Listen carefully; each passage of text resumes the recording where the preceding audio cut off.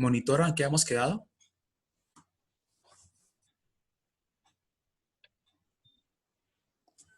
Bueno, lo último que vimos fueron los requisitos por la fiscalía y los apoderados de víctimas para solicitar las medidas de Perfecto. aseguramiento. Entonces vamos a retomar el punto de la medida de aseguramiento si les parece bien, ¿vale? Voy a Sí, enviar señor. una sentencia más adelante, la próxima semana creo, sobre padre cabeza de familia, un tema que veremos en esta charla. Bien, entonces presento un saludo muy cordial para todo el grupo.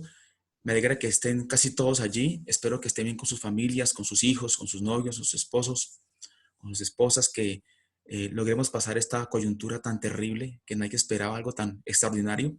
Y vamos a dar inicio a la clase con la solicitud y con la audiencia de imposición de medida de aseguramiento. Si tienen alguna intervención, sencillamente pues lo manifiestan y vemos cómo lo podemos resolver en el curso de la clase, que creo que dura una hora, de acuerdo con los programas que tiene ahora la universidad para efectos de que se pueda retirar el profesor e ingrese otro profesor a la hora de las 8 en clase de 8 a 10. Siendo así, entonces, vamos a dar inicio a la audiencia de solicitud de medida de aseguramiento. Ustedes recordarán que dijimos hace unas clases, unas charlas, que hay que distinguir la medida de aseguramiento de la medida de seguridad. Y dijimos que la medida de aseguramiento es una audiencia de carácter preliminar que se lleva a cabo ante un juez con función de control de garantías y que éste recibe la petición porque él no puede tomar ninguna determinación de manera oficiosa, tiene que ser una petición de parte. En este caso vimos que puede ser o la fiscalía o bien la víctima o su apoderado. Que esa decisión la toma a través de un auto, de los antiguamente llamados interlocutorios, y que es pasible, es decir, es objeto de unos recursos que pueden ser el de recurso de reposición y o apelación. Mientras que la medida de seguridad tiene que ver con una decisión que toma un juez de conocimiento, no de garantías, que lo toma al final del proceso, no al comienzo, y que además se toma a través de una decisión denominada sentencia. La sentencia que tiene como único recurso el de apelación. Por ello, entonces, difiere una medida de aseguramiento de una medida de seguridad. Siendo así, entonces, el tema nuestro es la audiencia de solicitud de medida de aseguramiento que la plantea el fiscal y, repito, o la víctima o su apoderado. Pero para que se tome esa determinación de medida de aseguramiento, lo vimos, se requiere que se cumplan unos requisitos que están señalados en el artículo 308 que dimos lectura a ellos. Sin embargo, en aras de repasar, obviamente, ese tema, quiero que alguien, si me puede colaborar, si me dé lectura al artículo 306. ¿Alguien me puede colaborar con la lectura o lo hago yo? Bien, lo hago yo. Entonces, el artículo 306 dice lo siguiente. Medidas de aseguramiento. ¿Ahí me escuchan, chicos? ¿Me oyen ahí todos? Sí, señor. Bien, entonces voy a dar lectura al artículo. Artículo 306. Solicitud de imposición de medida de aseguramiento. El fiscal solicitará al juez.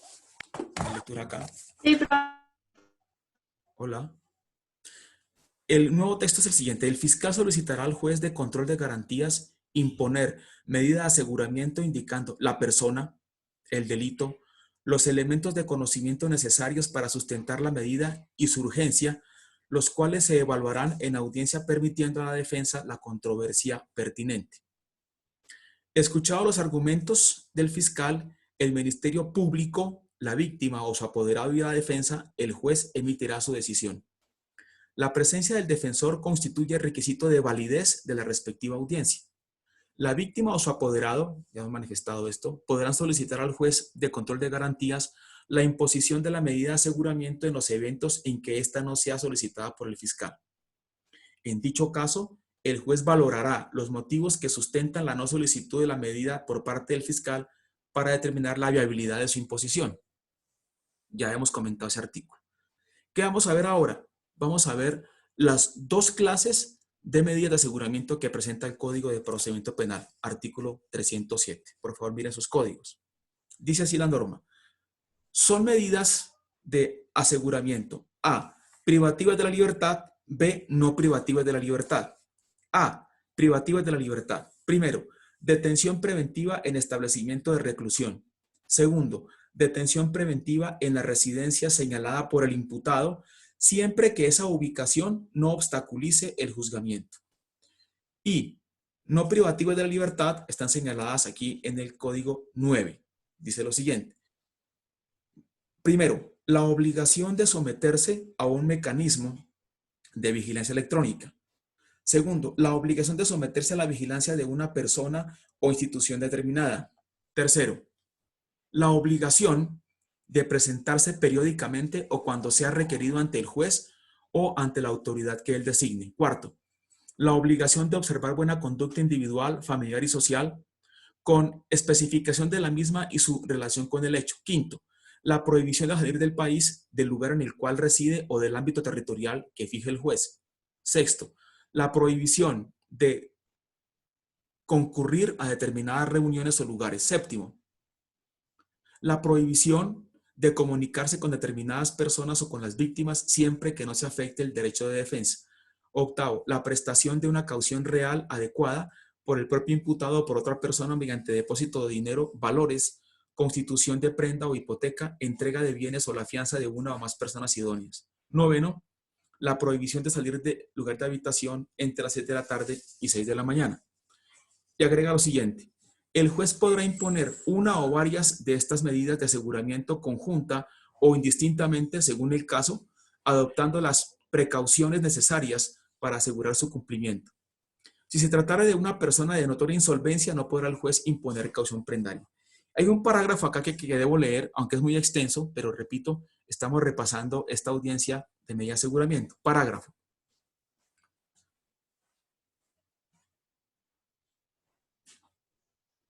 Dice lo siguiente. Salvo lo previsto en los parágrafos segundo y tercero del artículo 317 del Código de Procedimiento Penal, el término de las medidas de aseguramiento privativo de la libertad no podrá exceder de un año. De un año. Cuando el proceso se surta ante la justicia penal especializada, recordemos que les puse a ustedes la vez pasada, ojo con las competencias, porque la competencia asignada es para jueces de conocimiento y no para jueces de garantías ni para fiscales. Entonces tienen que analizar o tienen que leer qué asuntos son de competencia del juez penal especializado. Repito la idea. Cuando el proceso se surta ante la justicia penal especializada, o sean 3 o más los acusados contra quienes estuviera vigente la detención preventiva o se trate de investigación o juicio de actos de corrupción, de los que trata la ley 1474 del 2011 o de cualquiera de las conductas previstas en el título cuarto del libro segundo del Código Penal, dicho término podrá prorrogarse a solicitud del fiscal o del apoderado de la víctima, hasta por el mismo término inicial. Vencido el término, el juez de garantías, a petición de la Fiscalía, de la Defensa o del apoderado de víctima, podrá sustituir la medida de aseguramiento privativo a la libertad de que se trate por otra u otras medidas de aseguramiento no privativo de la libertad de que trata el presente artículo.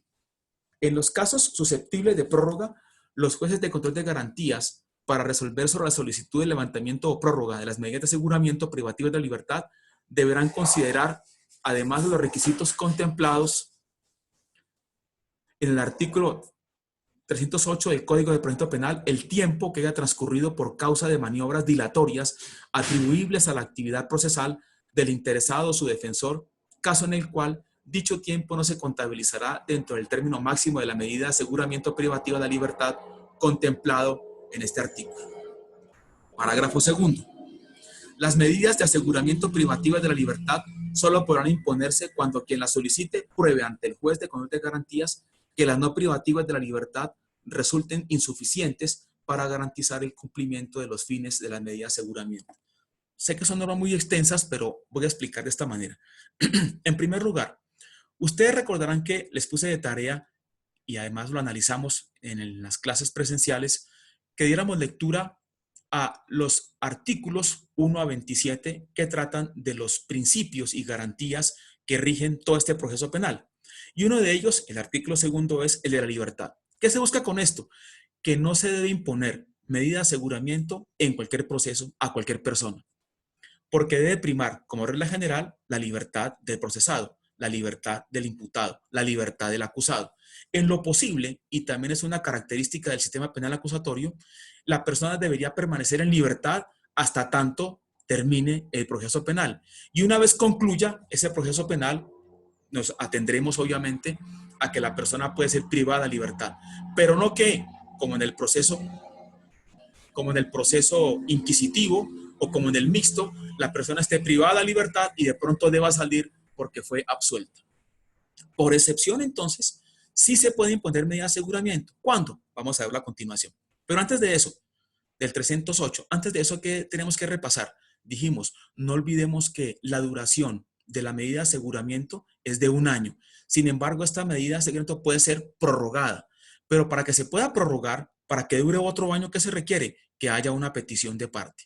Cuando el fiscal vaya a pedir la prórroga de la medida de aseguramiento, hay que tener en cuenta que no se haya vencido el término de 1 año. Es decir, unos días antes, la norma habla de 2 meses, debe estar pendiente para que se solicite la prórroga de la medida de aseguramiento. Y también tener en cuenta otra cosa, debe tenerse en cuenta si el número de procesados es de 3 o más, o bien si es de competencia de los jueces penales especializados. ¿Hasta ahí alguna pregunta, chicos? Alejandra, Yesid, Kelly, Juliana, Jason. No, señor. Perfecto. ¿Alguien más? ¿Alguna pregunta? ¿Todo está claro? ¿Sí? No, está bien, doctor. Perfecto, muy amables. Ahora bien, pasemos al artículo 307. No, ya lo vimos. Pasemos ahora al artículo 307A, que dice término de la detención preventiva, cuando se trate de delitos cometidos por miembros de grupos delictivos organizados. El término de la medida de aseguramiento privativo de la libertad no podrá exceder de 3 años. Miren cómo aquí aparece una excepción a la otra excepción. Es decir, una cosa es que se imponga medida de aseguramiento a una persona, digamos que insular, ella sola, o 2 personas, y otra es que se imponga una medida de aseguramiento para aquellas personas que formen parte de unos grupos delictivos organizados. Dice así, el término de la medida de aseguramiento privativo de la libertad no podrá exceder ya no de 1, sino de 3 años. Cuando se trata de grupos armados organizados, el término de la medida de aseguramiento privativo de libertad no podrá exceder de 4 años. Vencido el término anterior, sin que se haya emitido sentido del fallo, se sustituirá la medida de aseguramiento por una no privativa de la libertad que permita cumplir con los fines constitucionales de la medida en relación con los derechos de las víctimas, la seguridad de la comunidad, la efectiva administración de justicia y el debido proceso. Aquí era un comentario, aunque no he terminado la lectura del artículo. Miren cómo existe una llamada política criminal del Estado. Recuerden que lo vimos en las primeras clases. ¿Qué es eso? Son el conjunto de mecanismos que emplea el Estado para atacar la criminalidad. Pero ¿qué pasa ahora? Que ya esa criminalidad antigua, de hace muchos años, que era individual, que era el grupo de personas de 2 o 3 que atracaban a alguien, ya eso ha dado paso. No es que se haya, digamos, no es que se haya terminado, sino que ahora son mucho más sofisticados. Entonces los delincuentes se organizan en grupos criminales que pasan, obviamente, de muchas personas y que arman estos grupos organizados.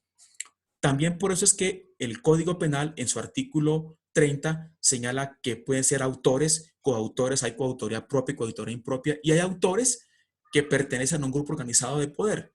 Pues bien, para ese tipo de grupos organizados de crimen, el legislador ha establecido, de acuerdo con esta ley del año 2016, del 2018, perdón, la 1908, otra medida de aseguramiento distinta. Lo que se quiere evitar es que esas personas estén en libertad, determinando obviamente que existe toda una organización criminal que puede afectar a la víctima y sobre todo a la comunidad en general. Continúo con el artículo en su segundo inciso. Dice, la sustitución de la medida de aseguramiento por una no privativa en la libertad deberá efectuarse en audiencia ante el juez de control de garantías. La Fiscalía establecerá la naturaleza de la medida no privativa de la libertad que procedería presentando los elementos materiales probatorios o la información legalmente obtenida que justifiquen su solicitud. Parágrafo. La solicitud de revocatoria para miembros de grupos delictivos organizados y grupos armados organizados solo podrá ser solicitada ante los jueces de control de garantías de la ciudad o municipio donde se formuló la imputación y donde se presentó o deba presentarse el escrito de acusación. Ahora bien, una cosa que dije anteriormente y es esto. Sucede muchas veces en la práctica, lo mencioné ahora, que es el término de 1 año y el término de 3 años o de 4 años. Sobre todo en el término de 1 y 3 años, ¿qué debo analizar? Ustedes que van a comenzar de pronto a litigar más adelante en materia penal. Y es esto. No es que cumplido 1 año o dada la prórroga, objetivamente, digamos, se tiene la posibilidad de que la persona que esté sometida a una medida de aseguramiento quede en libertad. No, no es que se cumpla 1 año, es que se cumple 1 año siempre y cuando la defensa no haya llevado a cabo ninguna maniobra dilatoria. ¿Qué sucede muchas veces? Supongamos un caso de 3 o 4 personas que están privadas de la libertad con medida de aseguramiento. Y entonces, a partir de la medida de aseguramiento, empieza a contarse el año para poder pedir la solicitud de la revocatoria por vencimiento de términos, teniendo en cuenta que la justicia no ha dado por terminado el proceso. Entonces, empiezan a faltar los defensores a las audiencias o las personas no asisten a la audiencia estando privadas de la libertad porque no son llevados por parte del IMPEC debido al trámite administrativo, a los problemas con las marchas, en fin, a muchas cosas, o presentan tutelas pidiendo una cantidad de cosas. Eso es posible. No siempre las personas actúan de buena fe. La gran mayoría actúa de buena fe, obviamente. ¿Qué dice entonces la jurisprudencia? No podrá tenerse en cuenta esas acciones dilatorias como una parte del término para pedir libertad por ese vencimiento. Entonces, cuando un defensor no acude, cuando una de las partes no acude, tiene que analizarse si lo hizo de buena o de mala fe. Porque si es de mala fe, no podrá tenerse en cuenta ese término, ese mes o 15 días o 20 días como parte de la cuenta para solicitar la libertad por vencimiento de términos. Y pasamos ahora sí a los requisitos que debe tener en Profe, cuenta. perdón, ¿Sí? una pregunta Por favor, que me... cuando intervenga, me mande el nombre. Con Kelly. Hola Kelly, cuéntame, ¿cómo vas? Bien, profe, una pregunta. En ese caso, ¿qué pasa con los términos? ¿Qué sucede, por lo menos en estas situaciones en las que estamos? Ya, ¿Los obviamente que términos se detienen?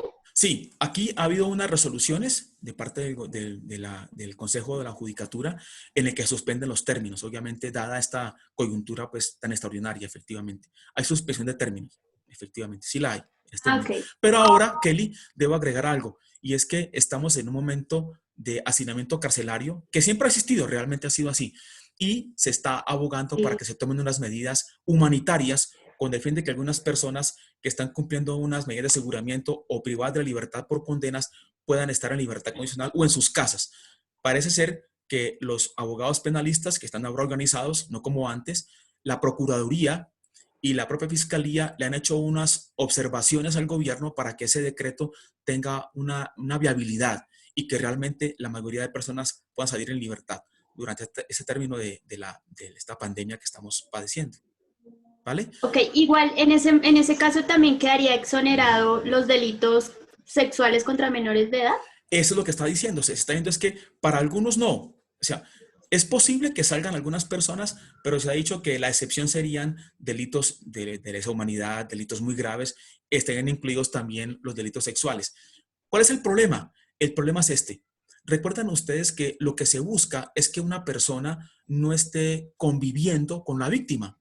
Entonces, ¿qué sucede? Que si se le da la libertad una detención domiciliaria por esta pandemia y va a ir al hogar donde reside la presunta víctima o la víctima ya sí fue condenado, entonces no sería realmente prudente que se consiguiera esa viabilidad, esa posibilidad de ir a su casa cuando la víctima y el victimario van a estar recluidos en el mismo lugar. No sería ese el caso. ¿Sí? Ok, profe, muchas gracias. Gracias, Kelly, a ti. Ahora veamos entonces o repasemos cuáles son los requisitos que deben darse para que se pueda imponer la medida de aseguramiento. Cuando uno da lectura al artículo 308 y ustedes les dice saber, uno pensaría que comienzan con los numerales 1, 2 y 3, pero recordemos lo que yo dije en clase. No olvidemos que se requiere en primer lugar que el fiscal le lleve la inferencia. Recuerden que la inferencia es una operación mental mediante la cual una persona aprende, con H intermedia, aprende, asume lo que alguien le dice respecto a unos elementos materiales probatorios. ¿Qué debe llevar el fiscal al juez? La inferencia razonable de que esa persona es autora o partícipe de una conducta punible. Pero además de eso deben cumplirse uno de 3 requisitos, uno de 3. Sé que hay fiscales que a veces llevan o argumentan los 3 o dos de ellos, pero con uno solo es suficiente, que son que la medida de aseguramiento se demuestre como necesaria para evitar que el imputado obstruya el debido ejercicio de la justicia, que el imputado constituya un peligro para la seguridad de la sociedad o de la víctima y que resulte probable que el imputado no comparecerá o que no cumplirá la sentencia. Voy a dar lectura entonces ahora sí ad integrum al artículo 308. Dice así: el juez de control de garantías, a petición del fiscal general de la Nación o su delegado, decretará la medida de aseguramiento cuando de los elementos materiales probatorios, ¿esos dónde los encontramos? En el artículo 275 de la misma disposición. Ustedes recuerdan que dimos lectura en la clase alguna vez a ellos cuando dice lo siguiente, entre otros, lo tengamos en cuenta.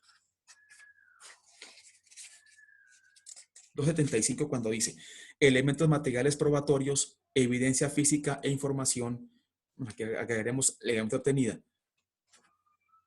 Para efectos de este código se entiende por elementos materiales probatorios y evidencia física los siguientes. Y empieza a detallar, voy a dar lectura, también íntegra. A, huellas, rastros, manchas, residuos, vestigios y similares dejados por la ejecución de la actividad delictiva. B, armas, instrumentos, objetos y cualquier otro medio utilizado para la ejecución de la actividad delictiva.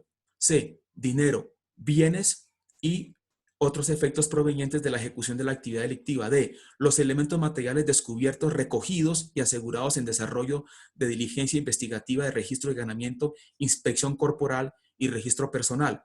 E, los documentos de toda índole hallados en diligencia investigativa de inspección o que han sido entregados voluntariamente porque los tenía en su poder o que han sido abandonados allí.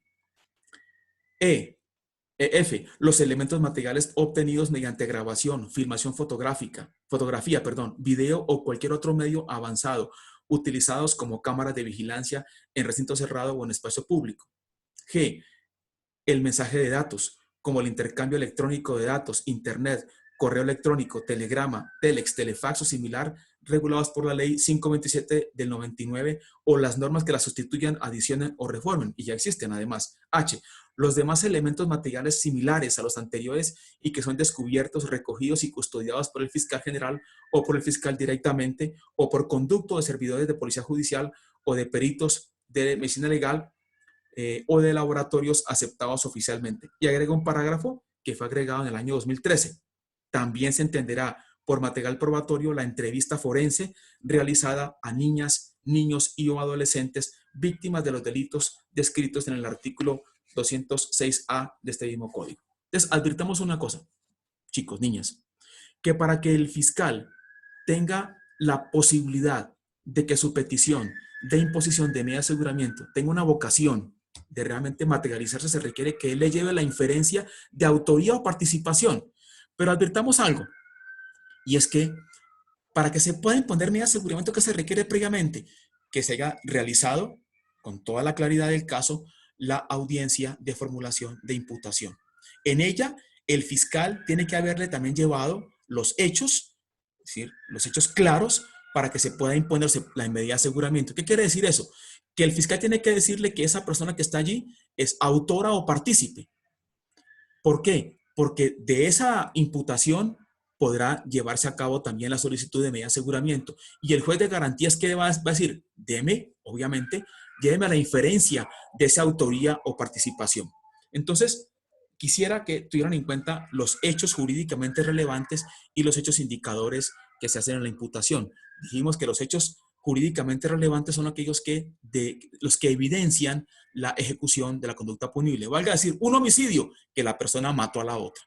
¿Qué elemento material probatorio podemos encontrar allí? Obviamente que hay un fallecido, que hay un acta de levantamiento de cadáver, que puede haber un arma de fuego o arma con todo cortopunzante, que las huellas que fueron encontradas en el cadáver pertenecen también o en el arma utilizada en la persona que ha sido objeto de imputación. Es decir, llévele a ese juez elemento material probatorio.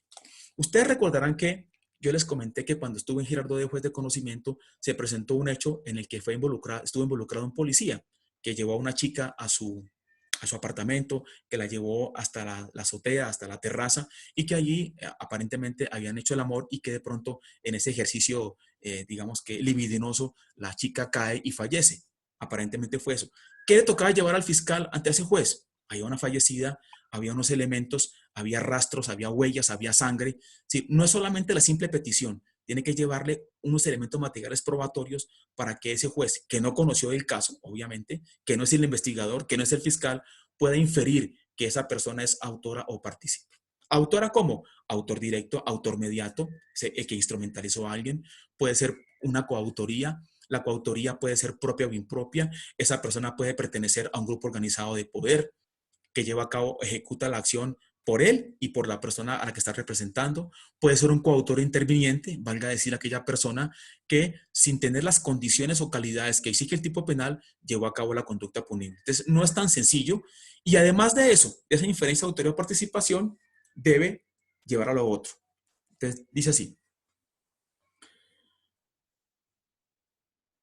Y repitamos el artículo, qué pena con ustedes. El juez de control de garantías, a petición del fiscal general de la Nación o su delegado, decretará la medida de aseguramiento cuando de los elementos materiales probatorios y evidencia física recogidos y asegurados o de la información legalmente obtenida se pueda inferir razonablemente que el imputado puede ser autor o partícipe de la conducta delictiva que se investiga, siempre y cuando se cumpla alguno de los siguientes requisitos. Uno de los tres. Primero, que la medida de aseguramiento se muestre como necesaria para evitar que el imputado obstruya el debido ejercicio de la justicia.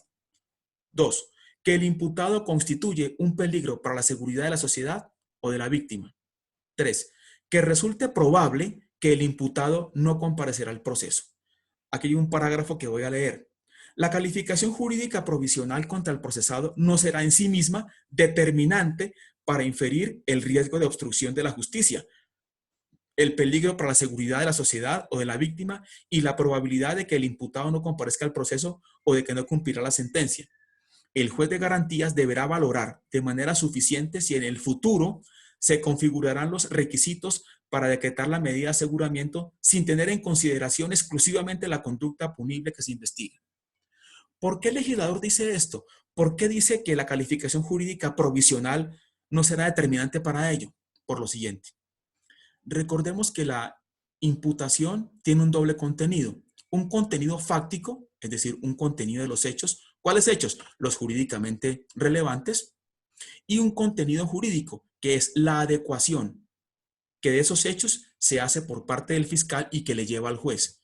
Pero es posible que esa imputación jurídica pueda variar y que pueda cambiarse a la hora de la acusación, que es una audiencia que se dará más adelante, eventualmente. Sin embargo, lo que no puede variar es el contenido fáctico o el contenido de los hechos. Entonces, no puede decirse que se trate únicamente de la calificación que dio el fiscal en la imputación, porque esa puede variar. Entonces ya de una vez el legislador le advierte al juez de garantías, tenga en cuenta, más que eso es los elementos que dan para tipificar una conducta punible, independientemente de la calificación jurídica que le dé el fiscal. Vamos a un caso.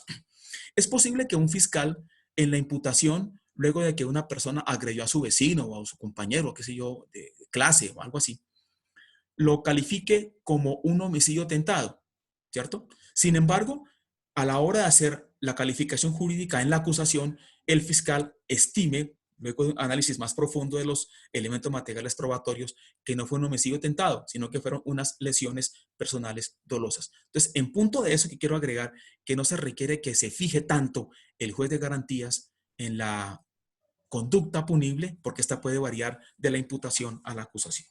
Ahora, si ustedes ven en su código, dijimos que el artículo 308 trae tres requisitos que deben cumplirse, uno de los tres. Cada uno de ellos es desarrollado a renglón seguido por los artículos siguientes. Valga decir, artículo 309 desarrolla el numeral primero, que la medida de aseguramiento se muestre como necesaria para evitar que el imputado obstruya el debido ejercicio de la justicia. El 309 lo desarrolla de la siguiente manera. Obstrucción de la justicia. Se entenderá que la imposición de la medida de aseguramiento es indispensable para evitar la obstrucción de la justicia cuando existan motivos graves y fundados que permitan inferir. Miren cómo la expresión, el verbo inferir, que es colegir, deducir, inferir, que el imputado podrá, miren que eso es alternativo, destruir, modificar, dirigir, impedir, ocultar o falsificar elementos de prueba o se considere que inducirá a coimputados, Dijimos en clase, ¿quién es un coimputado? Aquella persona que junto con otro es objeto de imputación. Vamos a un grupo delictivo, una banda de criminales asalta una tienda, ahora en estos casos, y son capturados 3 personas. Pues A, B y C son capturados. A es un coimputado con B y C. Seguimos.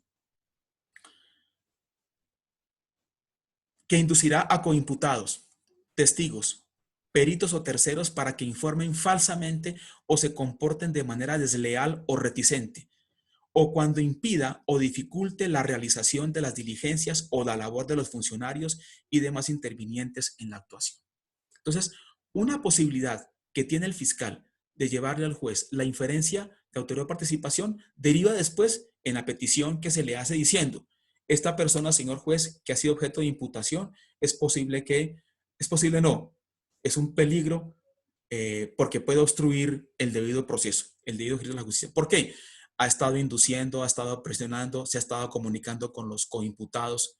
Ustedes recordarán, si no estoy mal, que les mencioné en su momento un caso que tuve, eso fue en segunda instancia, en Girardot, que se vio comprometido el entonces director del DAS. ¿Sí lo acuerdan que les comenté que le disparó a alguien cuando iba en un vehículo?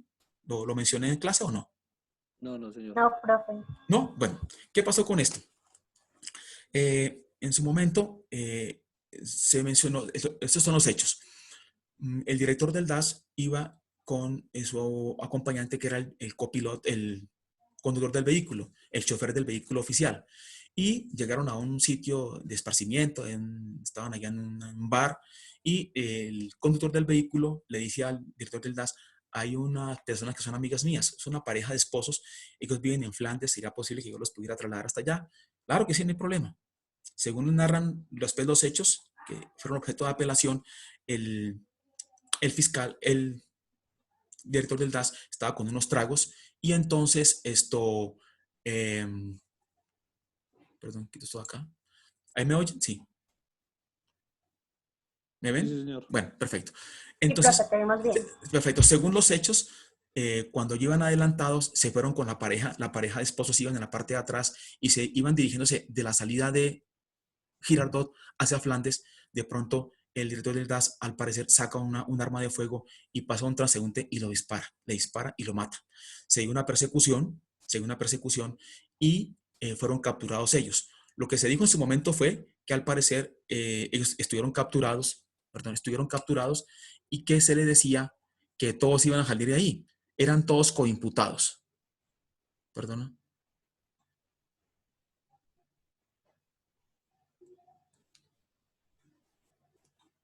Perdón, verifico acá.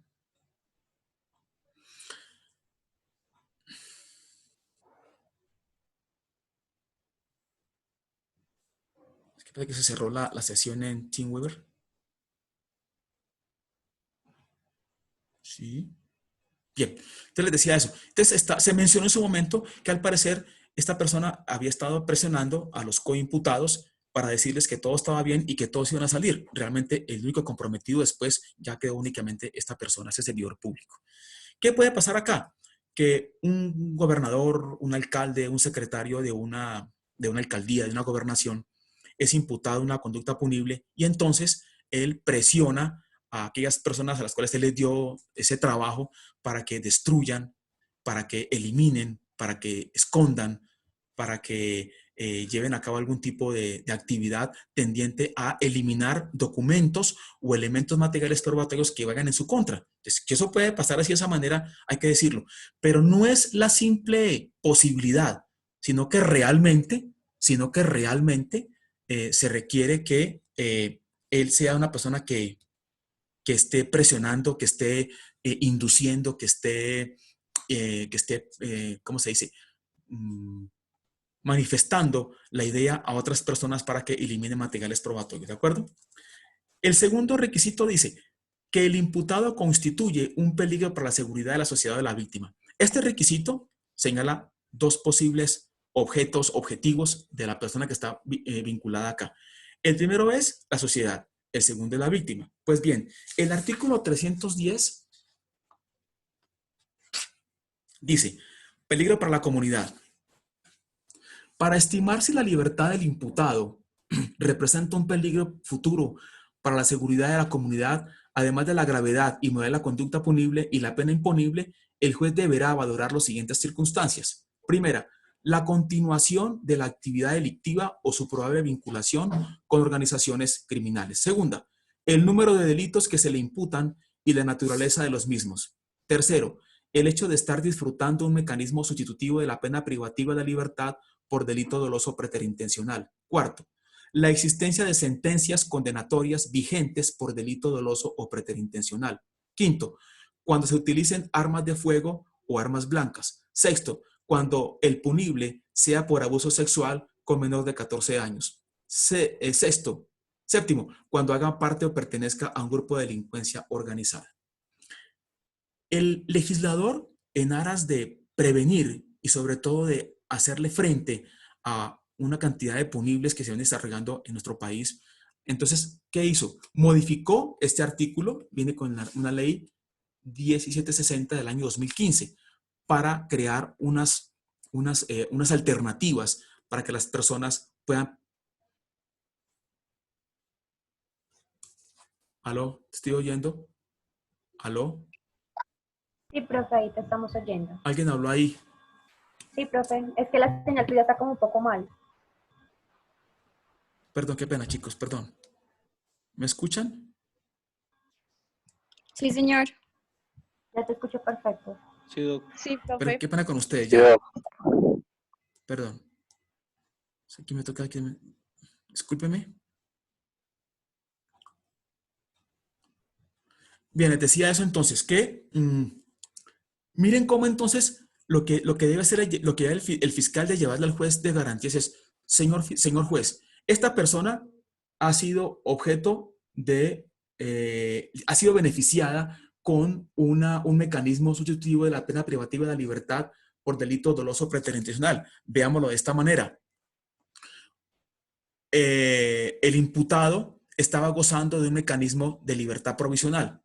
Recuerden que muchas personas son capturadas, por ejemplo, por porte de armas y la persona, por alguna razón, queda en libertad, continúa el proceso, ¿cierto? Y de pronto es capturada por otro delito, por este delito de ahora. ¿Qué debe decir el fiscal? Esta persona no ha entendido que se le ha dado un beneficio inicial por parte del Estado y sin embargo continúa delinquiendo. Tiene una medida de detención preventiva en su domicilio y sin embargo fue capturado cuando estaba hurtando a una persona, víctima de hurto, y la agredió. Entonces, ahora, aparte que tiene una detención preventiva en su domicilio, detención domiciliaria, sin embargo, continúa delinquiendo. Es lo que quiero señalar como ejemplo.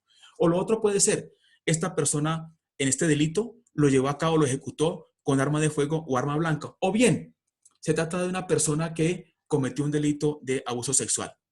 Quiero hacer referencia a los delitos sexuales porque son los que realmente hay una proliferación, hay también una pandemia, ese tipo de delitos. Oh, algo pasó acá. ¿Ahí me ven, chicos? Es que esto es como nuevo para mí también. Sí. Perfecto, gracias. Y es esto, el Estado le ha puesto mucho énfasis a proteger a los menores de edad que son objetos de delitos sexuales. Entonces, si una persona de estas le llega a su casa, a su oficina, para que llegue un caso, usted debe advertirle, esto realmente es muy complicado que se pueda llevar con usted en libertad, porque se ha hecho mucho énfasis en proteger a los menores de edad. Ahora, eso es peligro para la víctima, para la comunidad. Ahora, un peligro para la víctima lo desarrolla el artículo 311. Repito, el requisito que dice que el imputado constituye un peligro para la seguridad de la sociedad, 310. Y para la víctima, 311. Dice lo siguiente. Se entenderá que la seguridad de la víctima se encuentra en peligro por la libertad del imputado cuando existan motivos fundados que permitan inferir que podrá atentar contra ella, su familia o sus bienes. Sucede muchas veces. Las personas cometen un delito y continúan por su obsesión o bien la asedian. Tuve un caso acá en Bogotá cuando estuve de juez en que un grupo de unos vecinos dieron muerte a otra persona y ellos estaban permanentemente haciendo llamadas a los familiares y sobre todo a las víctimas para presionarlos porque a parecer les debían una plata y insistían en eso. Entonces, miremos cómo el fiscal tiene que llevarle ese elemento material probatorio, como la constancia de las llamadas que se han hecho a esas personas para que se pueda imponer la medida de aseguramiento. Ahora, el tercer requisito dice El 308. Tercero, que resulte probable que el imputado no comparecerá al proceso o que no cumplirá la sentencia. El artículo que desarrolla es el artículo 312 cuando se señala lo siguiente. No comparecencia. El nuevo texto es el siguiente. Para decidir acerca de la eventual no comparecencia del imputado, se tendrá en cuenta en especial la gravedad y modalidad de la conducta y la pena imponible. Aquí se tiene en cuenta la gravedad de la conducta, además de los siguientes factores. Dice, primero, la falta de arraigo en la comunidad, determinado por el domicilio, asiento de la familia, de sus negocios o trabajo y las facilidades que tenga para abandonar definitivamente el país o permanecer oculto. Ese es el caso de muchas personas que la Fiscalía ya ha advertido por la investigación que llevan a cabo, que ha comprado tiquetes aéreos para irse con la familia del país, o es el caso de la persona que no tiene un arraigo. No es, como equivocadamente se ha dicho, que aquellas personas que son habitantes de la calle no lo tengan. Es posible que tengan, por ser una persona habitante de la calle, tenga un lugar donde pueda, esos pagadiarios, que ya esta mañana hablaban de eso, personas que no tienen un domicilio permanente, pero que se les puede ubicar. No es porque se quiera discriminar a estas personas, porque si tiene un lugar en el cual pueda comparecer o asistir, la persona también tiene derecho a que no se le imponga la medida de aseguramiento. Segundo, la gravedad del daño causado y la actitud que el imputado asuma frente a esta. Hay personas que realmente tienen una actitud displicente hacia las víctimas cuando han cometido un delito. Y luego dice, tercero, el comportamiento del imputado durante el procedimiento o en otro anterior del que se puede inferir razonablemente su falta de voluntad para sujetarse a la investigación, a la persecución penal y al cumplimiento de la pena. Vamos a un caso. Ustedes recuerdan que vimos las capturas, ¿se acuerdan de eso? Dijimos que hay una captura por orden judicial, hay captura en flagrancia, hay captura excepcional por parte de la Fiscalía. Pero a veces pasa que cuando la persona es capturada y se quiere establecer el arraigo, y eso nos damos que cualquiera, y eso nos puede dar más adelante cuando nos podamos ver algún ejemplo de eso. Hay personas que cuando se lleva a cabo ese arraigo, establecer el arraigo, dan datos falsos. Entonces le preguntan, ¿usted dónde reside? En el barrio tal, deme su número telefónico, deme la dirección. Pero como la policía debe corroborar, debe confirmar esos datos, se establece que esa no es la dirección, que el teléfono coincide, que no es un familiar.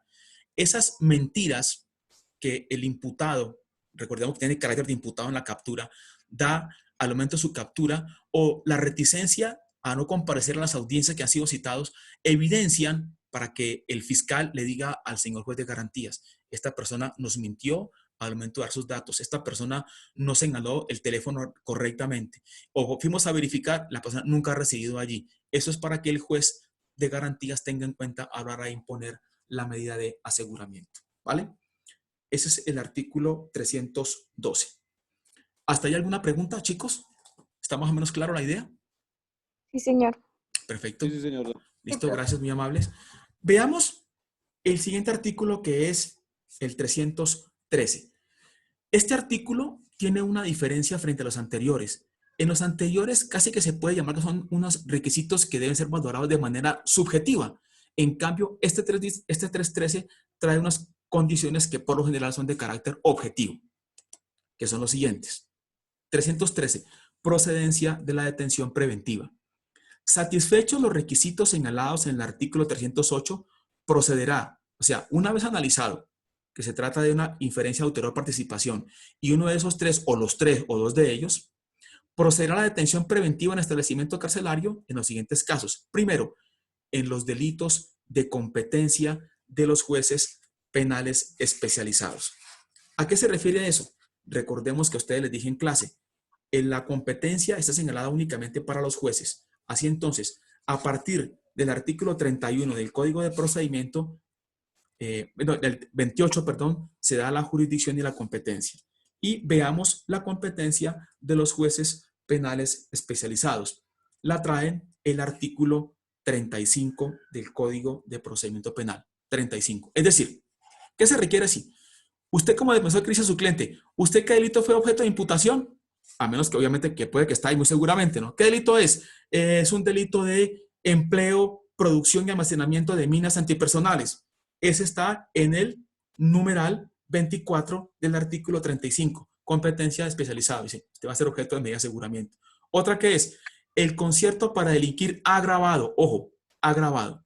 Otro puede ser ¿cuál? El 19, terrorismo. Otro ¿cuál puede ser? Tortura, octavo.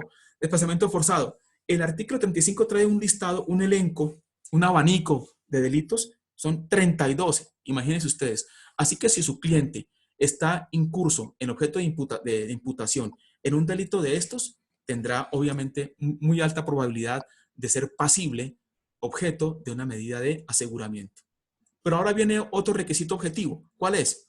Dice, en los delitos investigables de oficio, ¿cuáles son esos? Los que no son querellables. Cuando el mínimo de la pena prevista en la ley sea o exceda de 4 años. ¿Qué quiere decir esto? Que si el delito objeto de imputación es querellable y la pena no llega a los 4 años, no será objeto de medida de aseguramiento. Pero si es o excede de 4 años, tiene obviamente alta probabilidad de que le impongan medida de aseguramiento.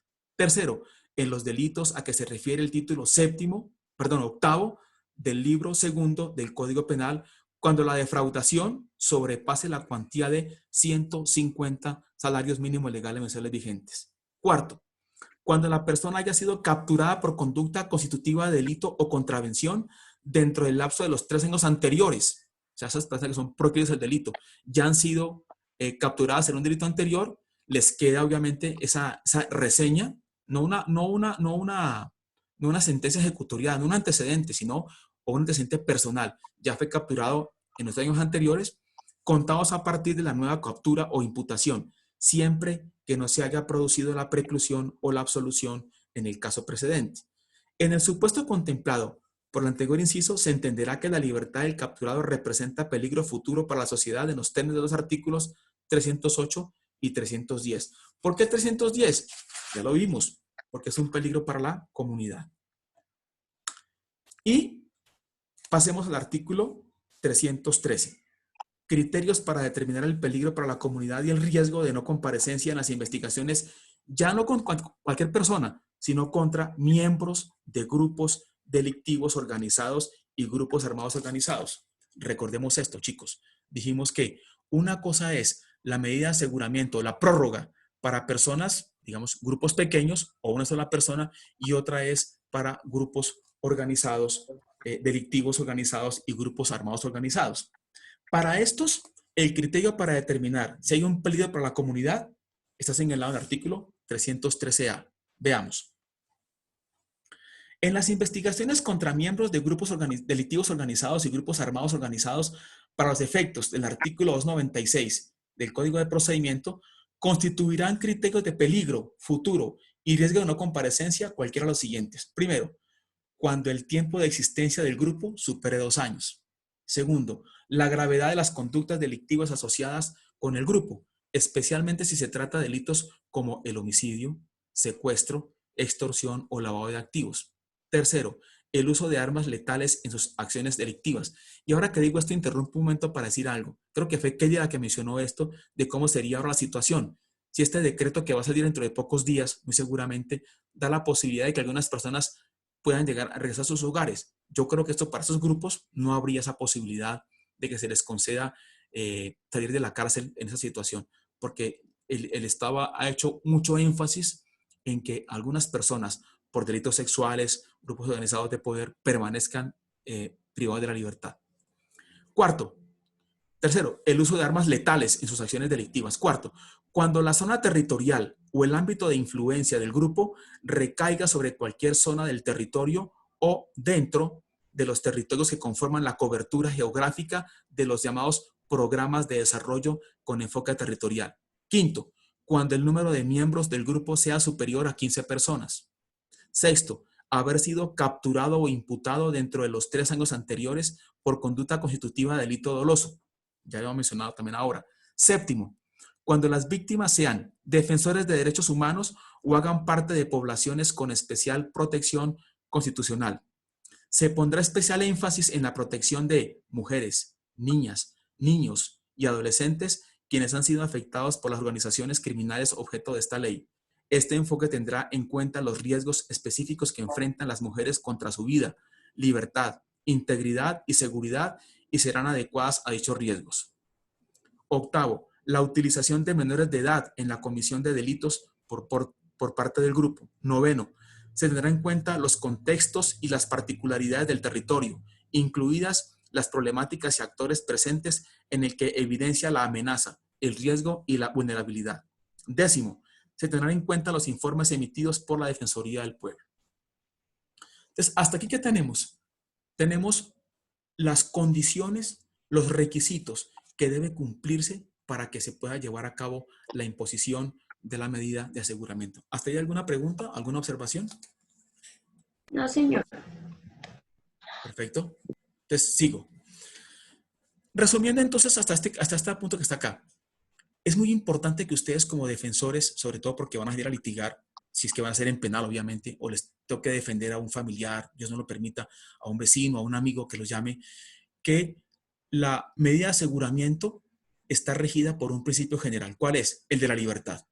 Pero cuando el fiscal pide la medida de aseguramiento, no piensen que la medida ya está impuesta, porque para eso está ¿qué? Está el juez de garantías. Recordemos que en otro tipo de juzgamientos, de sistemas procesales, el mismo fiscal que investigaba imponía la medida.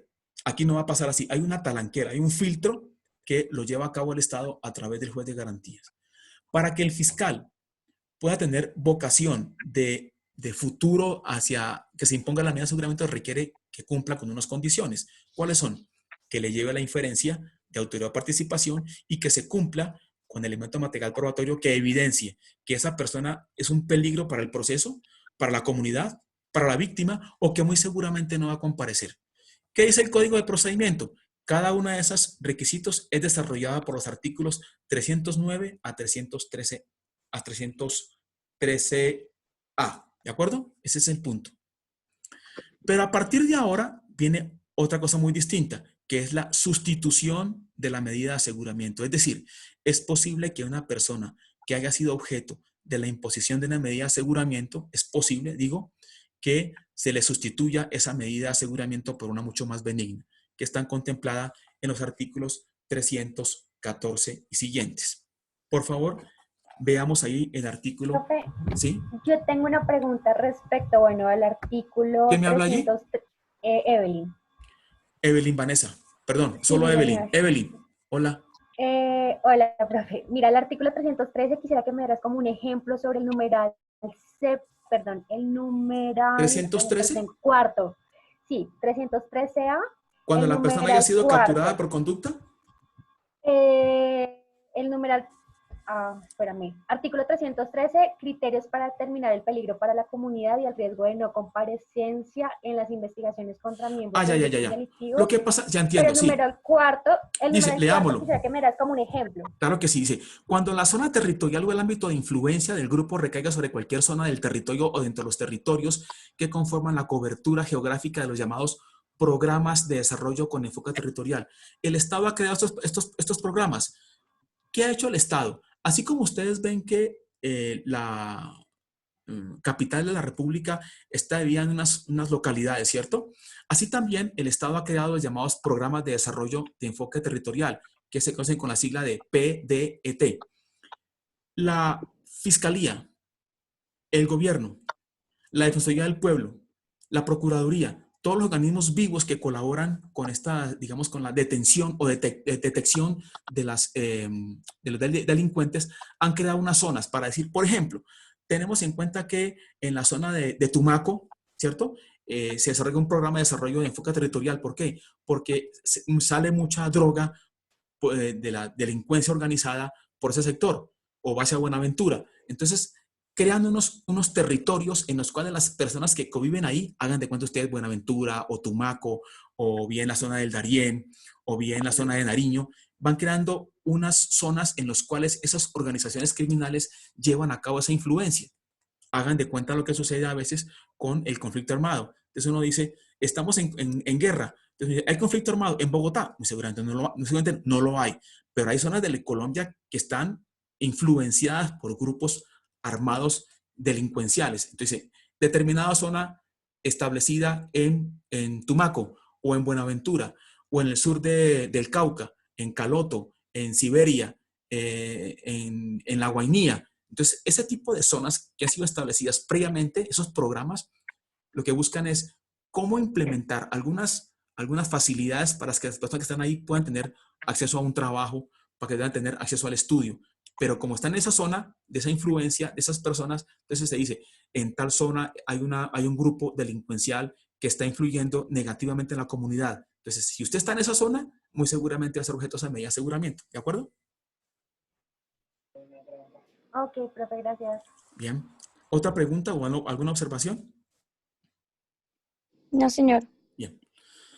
Este artículo es muy extenso, pero es importante que lo tengamos teniendo en cuenta. Es muy extenso, diría yo, pero es importante por esto, porque es posible que usted consiga como abogado defensor que no se le imponga o que habiendo impuesto la medida de aseguramiento, se le pueda sustituir esa medida de aseguramiento. Voy a dar lectura parcial, aunque ya llegamos a la hora. Es que me están diciendo o me dicen que esto tiene solamente una vigencia de 1 hora la clase, chicos. ¿Así es? Pues, profe, el lunes yo tuve clase con otra profesora y nos dejó hacer las 2 horas. Ah, bueno, entonces sigamos por lo menos media horita más, ¿vale? Sí, señor. Bien, dice así. Sustitución de la detención preventiva. La detención preventiva en establecimiento carcelario podrá sustituirse por la del lugar de la residencia en los siguientes eventos. Primero, cuando para el cumplimiento de los fines previstos para la medida de aseguramiento sea suficiente la reclusión en el lugar de residencia, aspecto que será fundamentado por quien solicite la sustitución y decidido por el juez en la respectiva audiencia de imposición en atención a la vida personal, laboral, familiar o social del imputado. ¿Qué quiere decir esto? Vamos a hacerlo de una vez parte por parte. Muchas veces las personas que son objeto de una medida de aseguramiento logran evidenciar, demostrar con elementos material probatorio que llevan que ellas tienen una actividad laboral, una actividad social, que además de eso su labor familiar o laboral o social no permite, o sea, no induce mejor a pensar a que son personas que han cometido un error. Obviamente son infractores primarios. ¿Qué tenemos en cuenta aquí? Cuando ustedes van a una medida, a una audiencia de estas, ¿qué deben llevar como defensores? O ustedes le deben pedir a sus clientes, tráigame una constancia de que usted es presidente de la Junta de Acción Comunal, una certificación laboral de que usted trabaja en determinado sitio, su horario de trabajo, tráigame una constancia del colegio de los niños en la que señala que ellos están estudiando en ese colegio, que usted paga que usted acude a las reuniones de padres de familia. Miren cómo la persona ha cometido un delito y, sin embargo, a pesar de eso, es posible que se le sustituya la medida de aseguramiento por una no privativa, que se le pueda estar en su lugar de residencia con una detención domiciliaria para evitar que la persona se vea afectada aún más por la medida de aseguramiento. Entonces, aparte que es sujeto de imputación, puede perder el trabajo. ¿Qué hay que llevarle? Al juez de garantías elementos materiales probatorios donde haya constancia de una actividad social o familiar o laboral. ¿Me explico?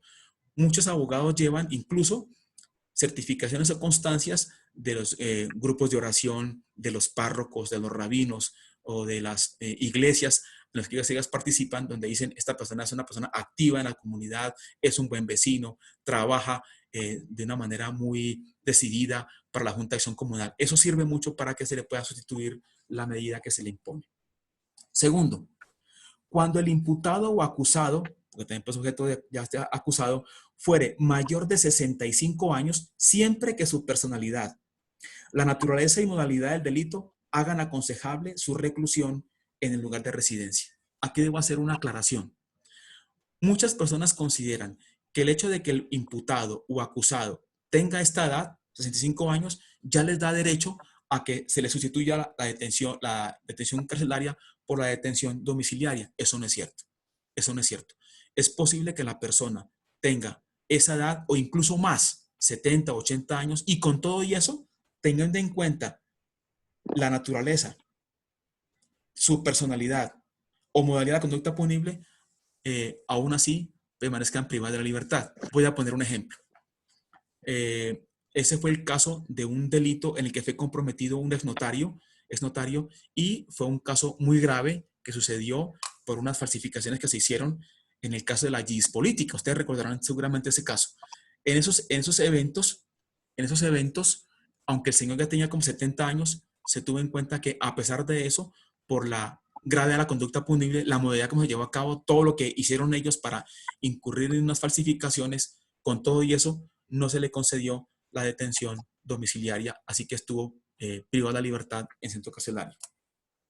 Tercero, Profe, ¿sí? o sea, ¿qué quiere decir? Que la persona que comete la conducta de manera dolosa no podría, pues, como, No, dolosa sí. pues, hacerse de esto. Sí, O sea, no, puede que sea dolosa y tenga la detención domiciliaria. Es posible eso.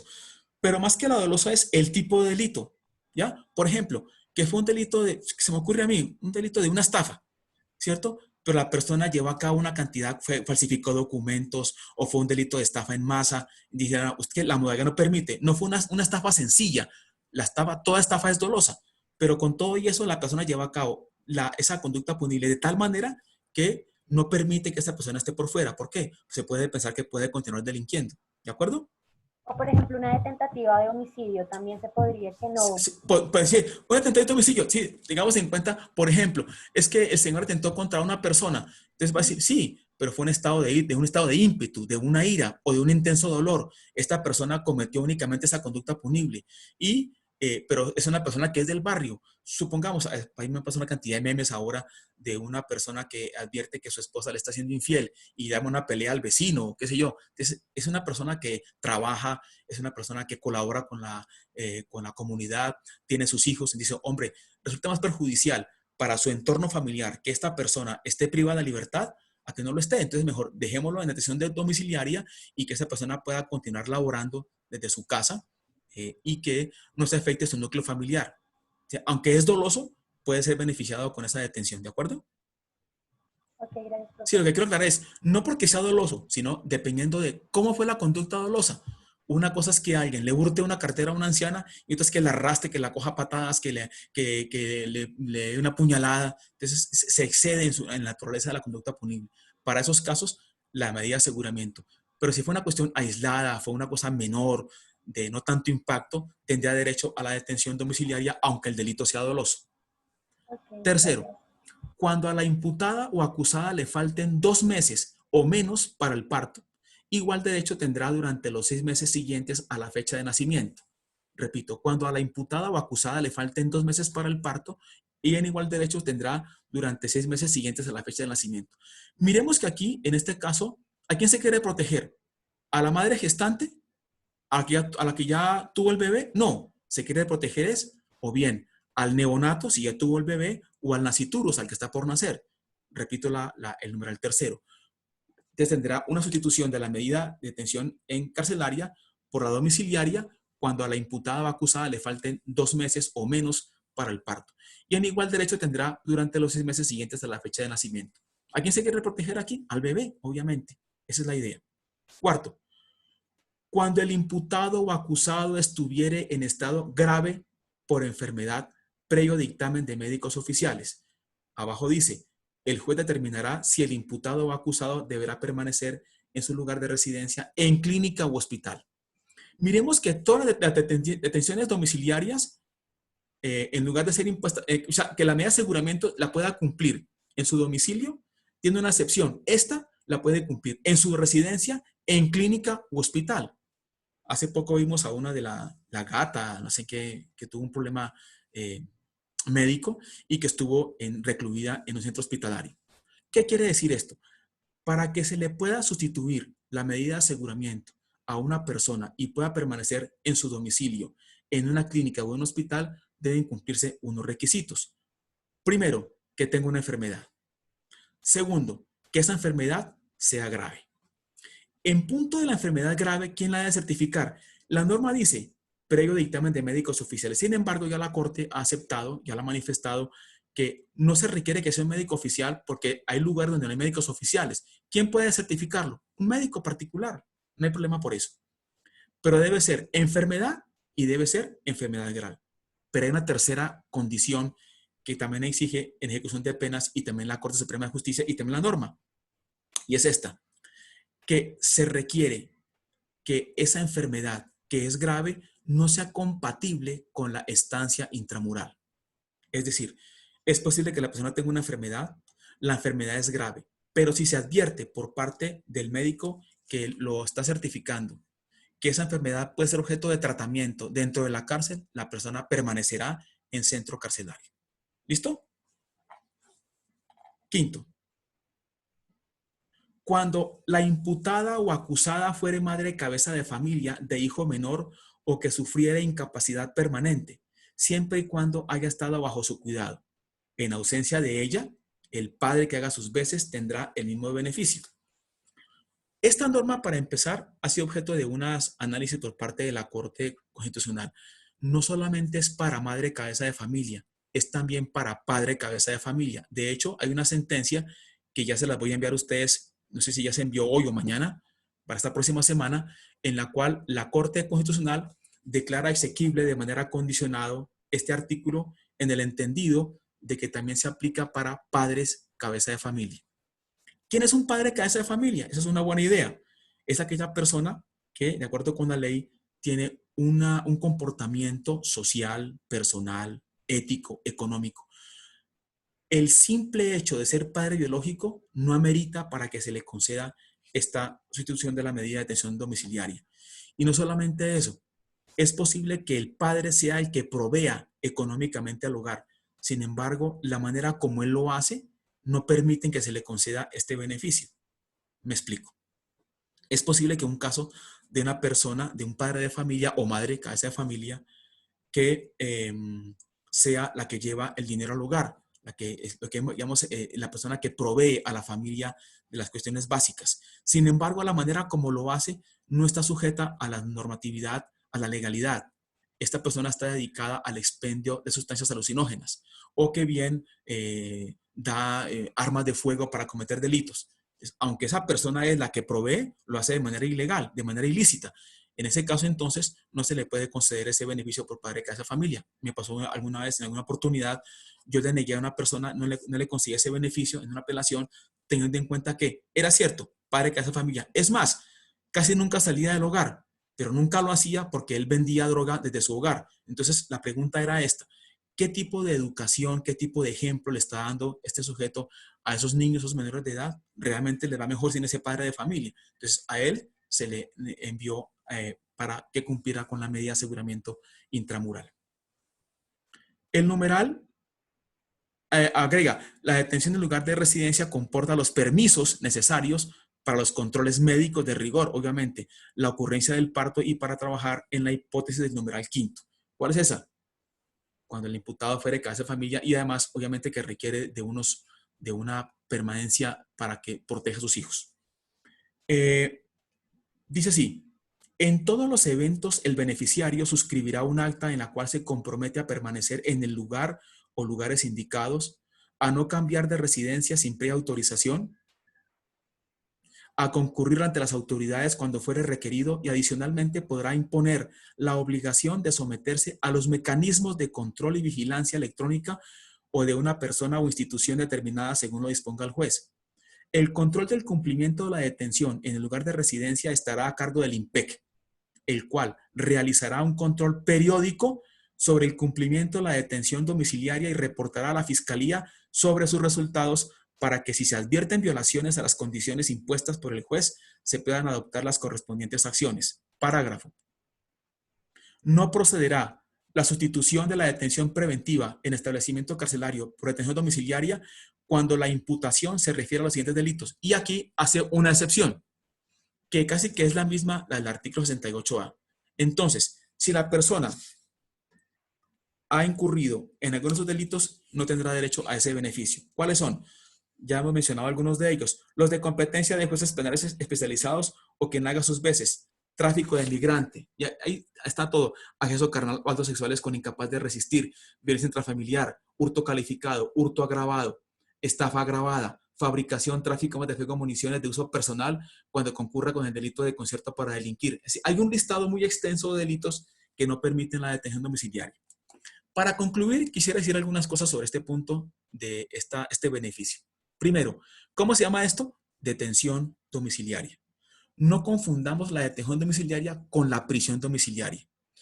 La detención domiciliaria hace referencia a aquel beneficio que tiene una persona porque se le sustituye la medida de aseguramiento intramural para que esté en el lugar de su domicilio. Y si está enfermo, bien sea en su domicilio, en hospital o en una clínica, siempre y cuando se cumplan con esas condiciones.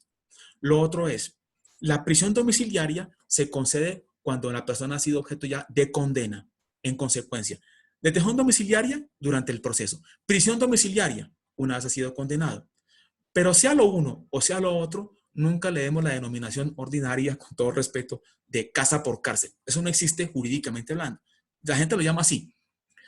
Cuando ustedes les comenten que alguien tiene una detención domiciliaria, ¿qué deben pensar? Esta persona está sometida a un proceso penal que aún no ha concluido, pero está en su casa. ¿Por qué? Porque es padre o madre cabeza de familia, porque la persona tiene unos requisitos que cumple porque es jefe de hogar, tiene una relación social o familiar, la persona labora, esta persona no ha cometido un delito anteriormente, es una infracción primaria, entonces tiene ese derecho a que se le sustituya esa medida. Pero además de eso, la detención domiciliaria no debe confundirse tampoco con la libertad condicional, como tampoco con la prisión domiciliaria. La libertad condicional es aquella persona que ya ha cumplido 3/5 partes de la pena, que ha tenido un comportamiento adecuado y que según el juez de ejecución de penas, o si es el caso, veremos ahora quién es en la segunda instancia, ha tenido un comportamiento, la conducta, repito, no ha sido grave.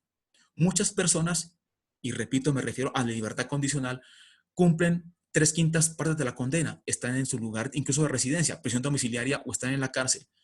Han tenido un comportamiento adecuado, han trabajado, han dictado clases y sin embargo se los niega porque la gravedad de la conducta punible no permite que esa persona salga en libertad. Hace poco salió una de las personas que fue condenada por la muerte del doctor Galán, Santofimio Botero, y cumplió con unas condiciones y atendiendo a la gravedad de su enfermedad y algunas cosas se le dio la libertad condicional. ¿De acuerdo? Entonces, no confundamos detención domiciliaria con prisión domiciliaria. Y agregar una cosa importante, que también que ustedes la comenten con sus clientes cuando tengan más adelante, y es esto. La detención domiciliaria es para que la persona, como estamos ahora con esta pandemia, permanezca en casa. No se le da esa detención para que la persona entre y salga de su hogar como si fuera un juego, digamos así. Es un beneficio, pero lo puede perder. ¿Y por qué lo puede perder? Porque el IMPEC tiene la obligación de hacer controles periódicos. No le va a decir, vengo mañana, si está ahí. Van a aparecer, van a preguntar, y si no está, ¿qué hace el IMPEC? Le pasa ese reporte al fiscal que va a solicitar una audiencia para que se le revoque la detención domiciliaria y la persona vaya a la cárcel. ¿De acuerdo? ¿Hasta ahí alguna pregunta? Profe, ¿Sí? buenas noches. Habla con Catherine Jiménez. Hola, Catherine, Quería ¿cómo estás? preguntarle, Sí. bien, sí señor, gracias a Dios. Quería preguntarle, ¿en qué casos puede perder la persona este beneficio? ¿En qué se basa como tal para perder estos beneficios? O Además sea, de que ya, no se permanezca en el... bueno, es posible que la persona permanezca en su hogar y sin embargo siga delinquiendo. Esa es una posibilidad también. Y ocurre mucho. Recuerdo una persona que tenía una detención domiciliaria y la persona expendía estupefacientes. Entonces la gente que decía, iba a la casa de esa persona y compraba, y la persona guía. Se hizo un seguimiento y se demostró que la persona, aunque permanecía en su domicilio, estaba delinquiendo. Esa es una posibilidad también, claro.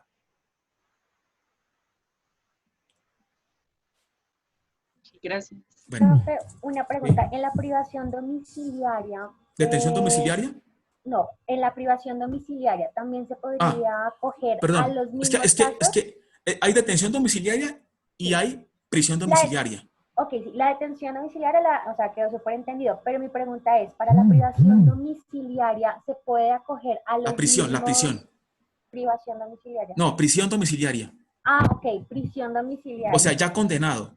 Ok, sí, cuando ya se da la sentencia. Sí. La prisión domiciliaria, cuando se da, también se puede uno acoger a los mismos ítems que aparecen en el artículo 314, o sea, para personas Excelente de pregunta. cierta edad. Excelente pregunta. ¿Por qué? Lo veremos en la próxima clase, pero de una vez les voy a decir, antes que afortunadamente tú interveniste para esa observación, la persona a la que se le fue concedida la detención domiciliaria no debe pensar que tendrá como beneficio la prisión domiciliaria, porque en el caso de la detención domiciliaria, en algunas se hace por humanidad, pero la prisión domiciliaria tiene otras condiciones mucho más exigentes para que se le puedan conceder. Obviamente, enfermedad grave, por supuesto, obviamente que es así, una de ellas.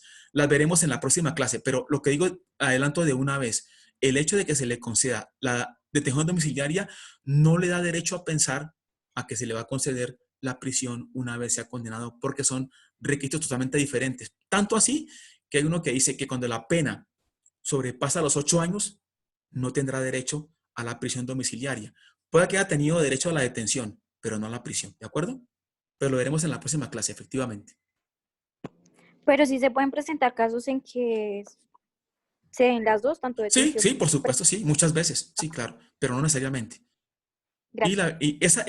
esa prisión domiciliaria no está consagrada en el Código de Procedimiento. Obviamente que es una parte procesal, está consagrada en el Código Penal. Y para la próxima clase quiero que veamos precisamente la libertad condicional y la prisión domiciliaria para que veamos los requisitos. Vamos a un caso, una persona que es posible que se haya sometido a un preacuerdo, ¿cierto? Se le rebaje la pena y sin embargo el delito por el cual se está condenando tiene una pena que sobrepasa los 8 años. No tendrá derecho a la prisión domiciliaria, pero son condiciones obviamente particulares para cada persona. ¿Listo? Bueno, lo que no quiero es pasarme del término que me habla porque creo que también ¿ustedes tienen clase ahora a las 8, de 8 a 10?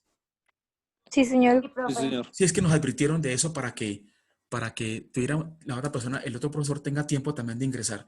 Sin embargo, entonces, bueno, les quiero agradecer. Primero, me alegra mucho que estén ya los 14 del grupo. Les envío un abrazo muy cordial a la distancia, obviamente. Espero que estén muy bien con sus familias y que esto lo podamos solventar de la mejor manera. Cualquier cosa, entonces, con nuestra monitora, que ha hecho un buen trabajo, y nos vemos en la próxima charla, que es cuando, mañana, pasó mañana, ¿cuándo es? ¿El sábado? El día sábado, El doctor. Sábado, El doctor. sábado, bueno, perfecto. Entonces, nuevamente les envío un saludo, Dios me los bendiga y nos veremos entonces el próximo sábado, ¿vale? Pendientes de su aula virtual porque van a llegar unos documentos allí. ¿Listos? Ok, Ok, doctor. profe, Bien. Listo, doctor. Muchas gracias, doctor. Bueno, a todos, Gracias, muy profe. amables. Chao. Bueno,